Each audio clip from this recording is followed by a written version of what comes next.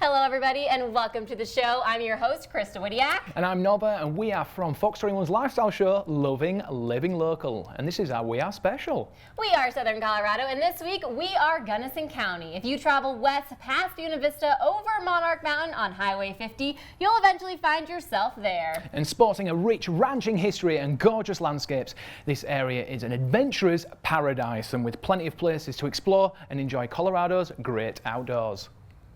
If the mountains are calling, it could be coming from the Gunnison Valley. The Gunnison Country is famous for having a variety of uses that you can do. You are welcome to come here and hike. You're welcome to come here and ride a bike, some of the best mountain bike trails in the state. You're welcome to come here and ride a motorcycle or an OHV or just drive along in your city car, and you're going to find an experience that's suited to you, that you're going to enjoy and remember for the rest of your life. With more than 800,000 acres of public lands, there's plenty of room to get outdoors. Access is easy. It's never overcrowded, or it doesn't seem overcrowded depending on the weekend. From gold medal waters full of fish to mountains perfect for biking and skiing, there's something for everyone.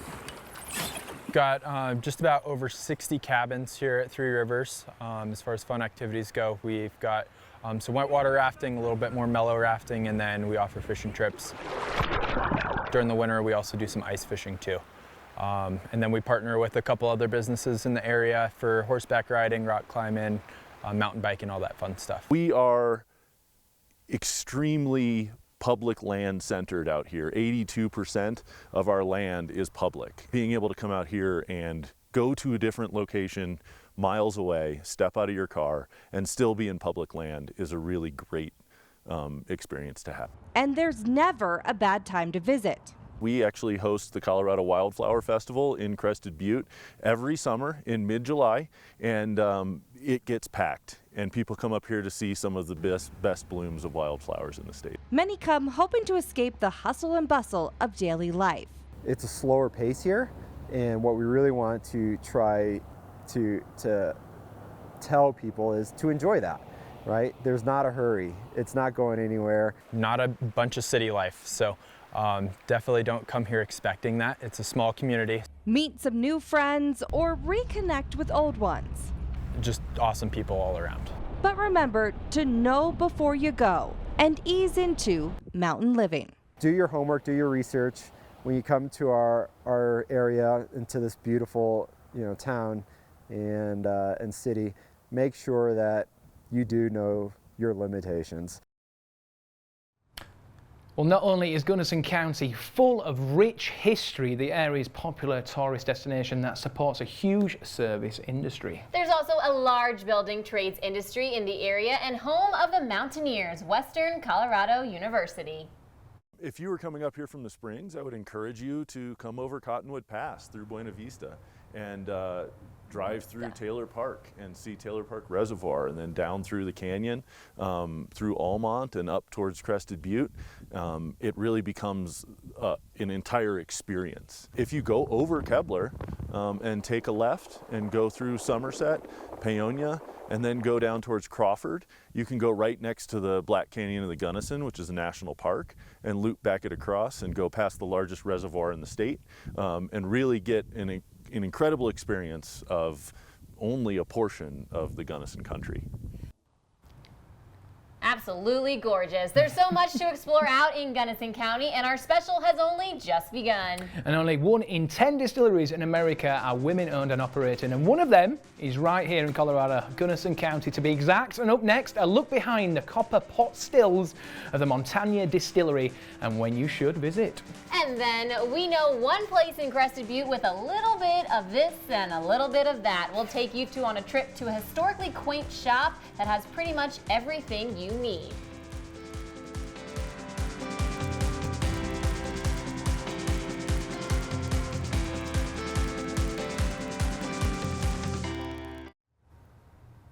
Well, let's keep going with our We Are Gunnison County week and head to Crested Butte. At Fister's, you'll find gift cards, hats, toys and much, much more as one of the oldest stores in town. And Fister's serves both the local community and the many tourists visiting. I caught up with owners Trixie and Scott.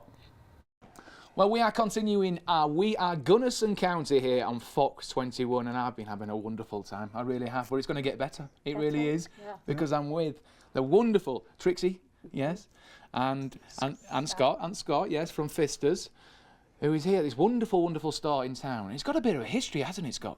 Just a little bit, yeah. It's I opened it in 1980, and we're in year 44. Mm-hmm. And when even when you walk in, I've only been here for what, a short time, but it has that warm feel, the welcoming feel as well. Right. It really does, Trixie. What's it like to be part of the community here in town? It's great.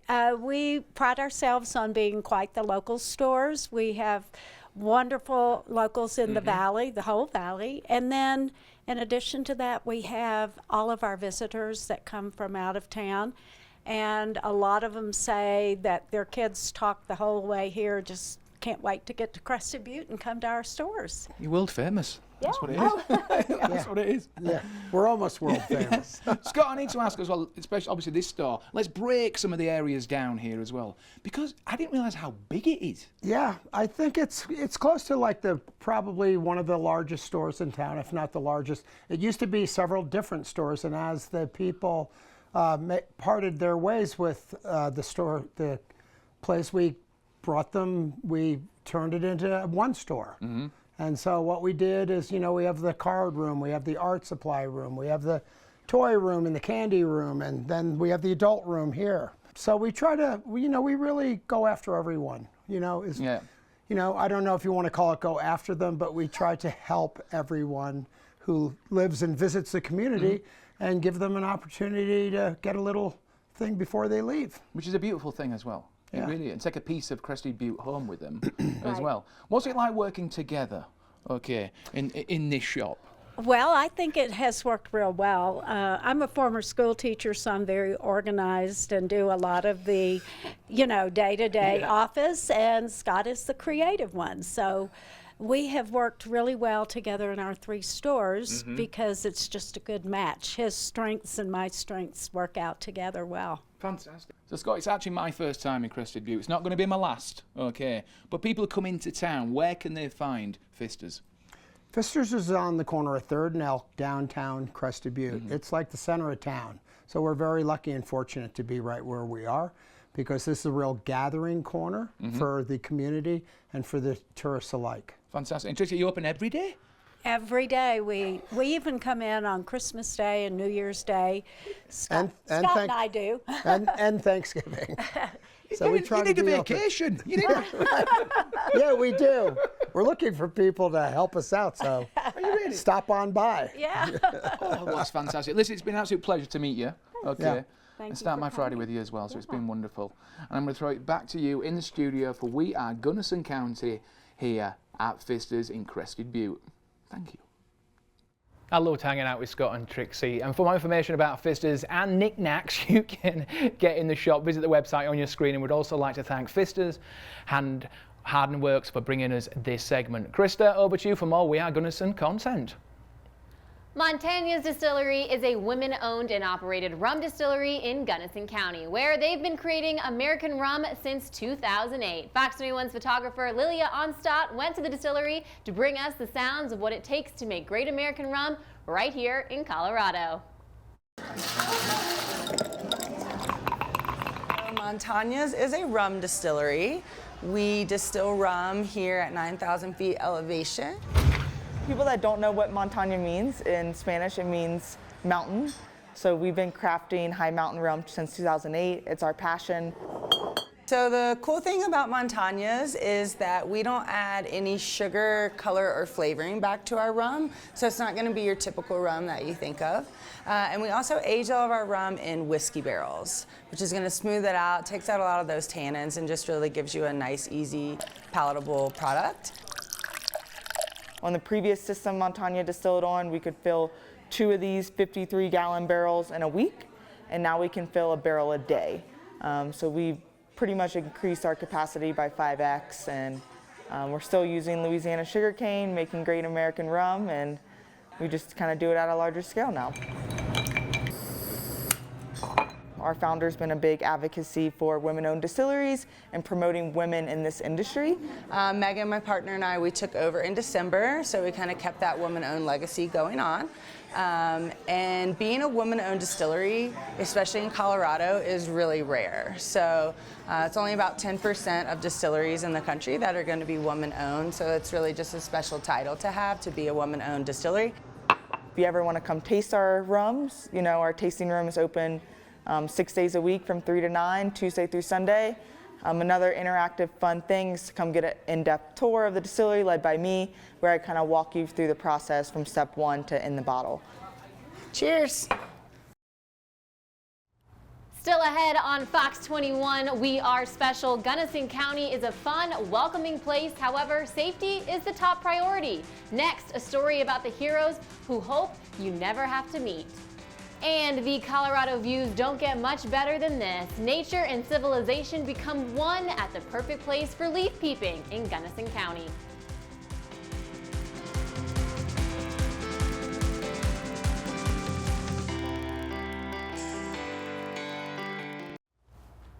Welcome back to the show. We are Gunnison County, which is about to be prime leaf peeping season when thousands head to the high country and over our many mountain passes in search of gold. But you can find more than those yellow aspens along Kebler Pass just right outside of Crested Butte.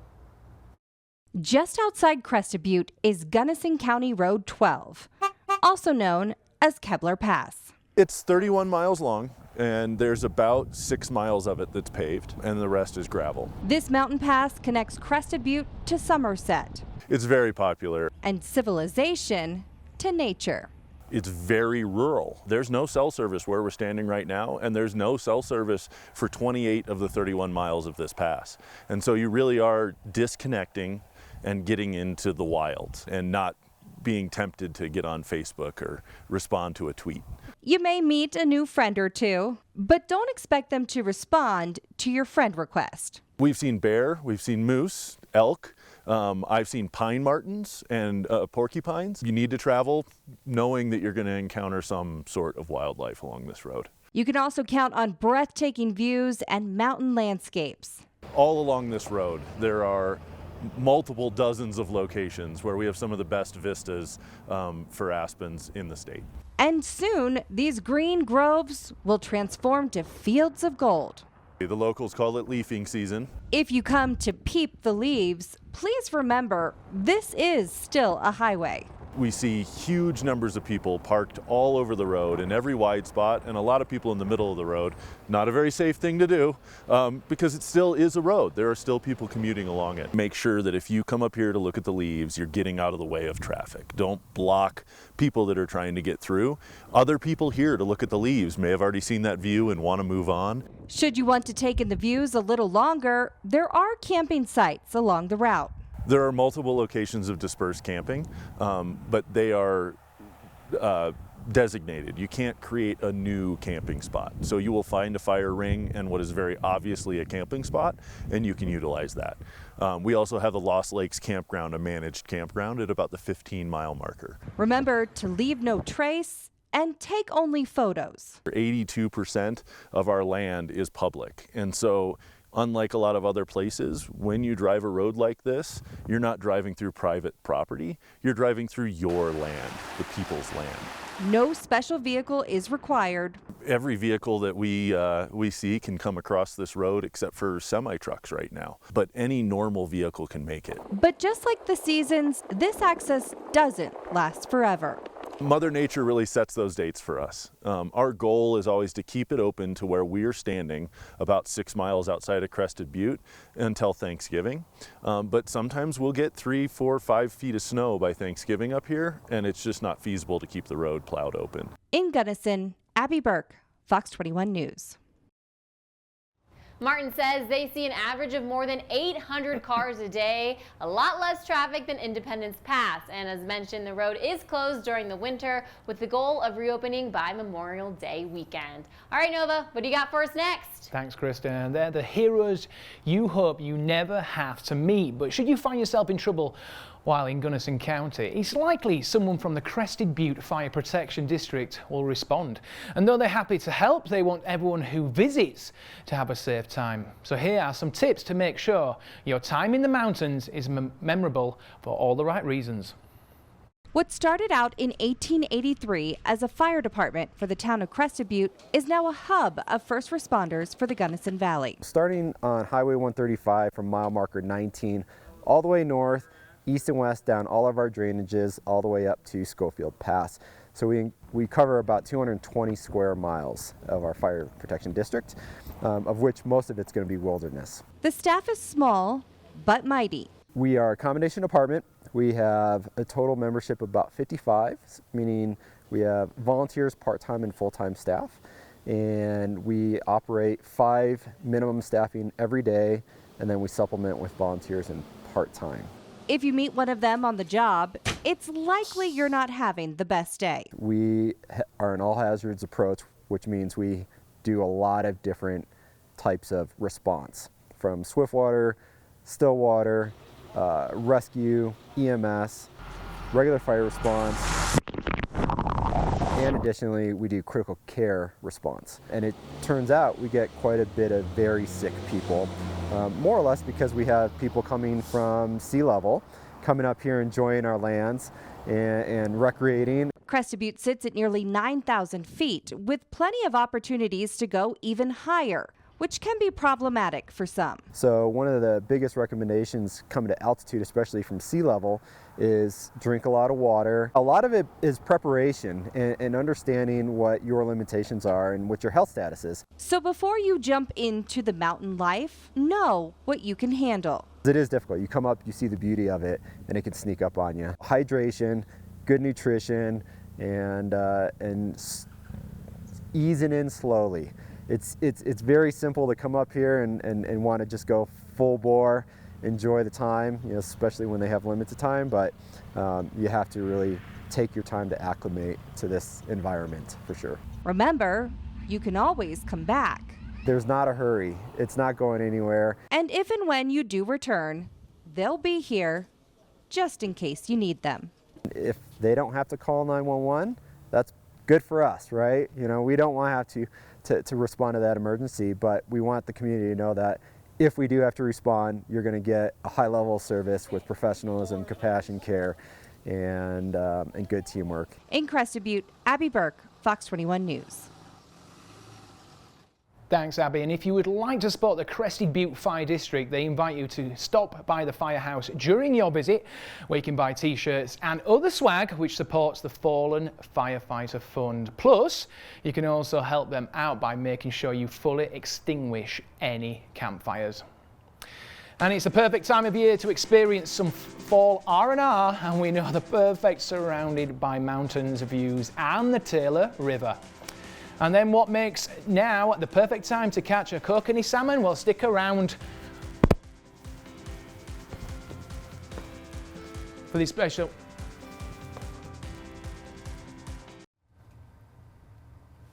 There's lots of places to visit and stay when you come to Gunnison County. And many, like the Three Rivers Resort in Almond, offer a lot more than just rest and relaxation. Oh yeah. And you can whitewater raft and enjoy other outdoor activities, including a variety of different types of fishing trips. Professional guides from Willowfly Anglers at Three Rivers Resort say they're happy to work with people who've never picked up a fishing pole before or those who have been fishing in a few years.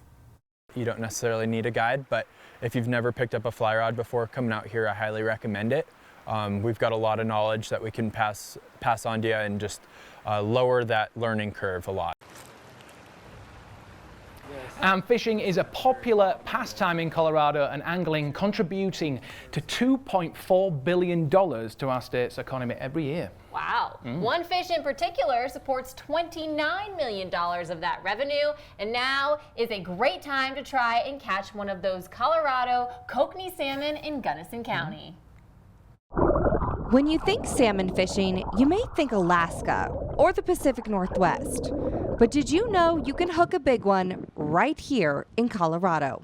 Originally we got kokanee here at Roaring Judy. They came here from a Granby broodstock in northern Colorado, and those fish came from Flathead Lake in Montana. Colorado Parks and Wildlife has been spawning kokanee salmon for decades. They provide a great recreational opportunity, great table fare, so they're real popular with anglers. And they're unique in that you can chase them throughout the year. So, from a recreational standpoint, they're a very valuable resource, but they're also an important part of the food chain.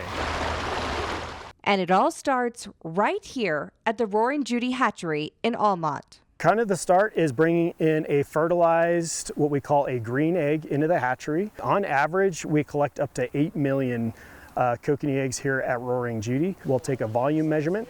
We'd load those into our incubator trays. After about 30 days, the eggs will be sorted, and the fertilized ones move on to the next phase. Once we pick those eggs, we load them into hatching jars. Those hatching jars hold up to 150,000 kokanee eggs. It takes them about 26 days to hatch once we put them in the hatching jars. Once they're 100% hatched, we'll go ahead and dump all the rest of those fry into the tank. Once they absorb their sac, their swim bladder begins to develop, they'll start swimming up, and then we start them on fish food. So that takes us from about the spawn in October all the way up to around February. And then from February to about mid-April, we're feeding those fish. We clean the tanks once a day. And our goal is to raise 3.1 million 2-inch kokanee to stock back in the East River. Once they're in the river, the salmon begin their long, dangerous journey to their ocean, the Blue Mesa Reservoir. It's a 28-mile journey from here to Blue Mesa. They make that trip when we release them in about 9 hours, but we do still have a lot of fish that are eaten by the Browns and Rainbows that are in the Gunnison and the East River. Those lucky enough to make it to the reservoir remain there for about 3 years. Majority of our fish come back as 3-year-olds. We're in September, so we do have fish that are already running up the Gunnison, up the East River, and trying to get back to where they're born here at Roaring Judy. Blue Mesa has the largest population of kokanee in the state, and so when the run's good, it's a blast because the river's just stocked full of them. The journey is instinctual. Kokanee salmon are a landlocked sockeye salmon, so they are imprinted on our water source here at Roaring Judy. But also the journey from the hatchery into the East River, down the Gunnison to Blue Mesa, that is also imprinted as well. It's amazing that after 3 years, they can remember that trip. Kokanee have a 4-year life cycle, and so we're not depending on the same fish to run up the river every single year and then go back down to Blue Mesa. It's just fresh fish trying to figure out how to come up the river every single year, and sometimes they're a little early, sometimes they're late, and sometimes they make the wrong turn and come up into the Taylor River too. Once the fish arrive, it's all hands on deck. We get a big crew together, both hatchery personnel and biologist personnel will come to the hatchery. We spawn as many days as we need to work through the fish that are ripe that week. The hatchery is happy to explain the process from there, but for time's sake, we'll skip the scientific details. That activates the milt, and those eggs are fertilized within a matter of about 30 seconds. And thus completes the circle of life. And so we give away all of the fish that we spawn for that week on that following Friday. So we ask people to be here at 9 o'clock, bring a valid fishing license, bring a cooler, and it's just a great way to not have those fish go to waste. If you'd rather catch one the old-fashioned way, now is a great chance. Here on the Gunnison and then moving over to the East River where they spawn at Roaring Judy, there's a lot of areas where you can find them. In Almont, Abby Burke, Fox 21 News. Well, that brings us to the end of the Fox 21 special for We Are Gunnison County. Lots of great stories Amazing. were told this week, and if you're interested in exploring more of the people and places that we highlighted, be sure to visit fox21news.com/features. Have a good night. Good night.